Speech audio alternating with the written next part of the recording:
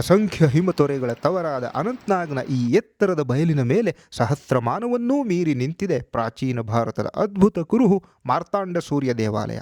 8ನೇ ಶತಮಾನದಲ್ಲಿ ಕರ್ಕೋಟ ರಾಜವಂಶದ ರಣಾದಿತ್ಯನ ಕಾಲದಿಂದಲೇ ಇದರ ನಿರ್ಮಾಣದ ಉಲ್ಲೇಖ ಕಾಣಸಿಗುತ್ತೆ. ನಂತರ ಲಲಿತಾದಿತ್ಯ ಮುಕ್ತಪೀಡನ ಆಳ್ವಿಕೆಯಲ್ಲಿ ಇದು ಭವ್ಯ ರೂಪ ಪಡೆಯುತ್ತೆ. ಸೂರ್ಯದೇವನಿಗೆ ಮುಡಿಪಾದ ಈ ದೇಗುಲ ಬರೀ ಪೂಜಾ ಸ್ಥಳವಲ್ಲ, ಗಾಂಧಾರ, ಗುಪ್ತ ಮತ್ತು ದೂರ ದೂರದ ರೋಮನ್ನು, ಬೈಜಾಂಟೈನು, ಸಿರಿಯನ್ನು, ಚೀನಿ ವಾಸ್ತು ಪ್ರಭಾವಗಳೆಲ್ಲವೂ ಇಲ್ಲಿ ಬೆರೆತಿವೆ. ಬಹುಶಃ ಇವೆಲ್ಲವೂ ಪ್ರಾಚೀನ ರೇಷ್ಮೆ ಹಾದಿಯ ಮೂಲಕವೇ ಹಾದು ಬಂದಿರಬಹುದು. ಗರ್ಭಗುಡಿಯ ಸುತ್ತಲಿನ ಕಲ್ಲಿನ ಕಂಬಗಳ ಸಾಲು, ಶಿವ, ವಿಷ್ಣು, ಗಣಪತಿಯ ಕೆತ್ತನೆಗಳಿರುವ ಉಪಗುಡಿಗಳು ಮತ್ತು ಮುಂಭಾಗದ ಮೆಟ್ಟಿಲಿನ ಬಾವಿ ಅಂದಿನ ವಾಸ್ತು ಮತ್ತು ಎಂಜಿನಿಯರಿಂಗ್ ಕೌಶಲ್ಯಕ್ಕೆ ಸಾಕ್ಷಿ. ಇವತ್ತು ಅವಶೇಷ ಆಗಿದ್ರೂ ಕೂಡ ಈ ಕಲ್ಲುಗಳಲ್ಲೇ ಕರ್ಕೋಟರ ಗತವೈಭವದ ಉಸಿರಾಟ ಇನ್ನೂ ಕೇಳುತ್ತೆ.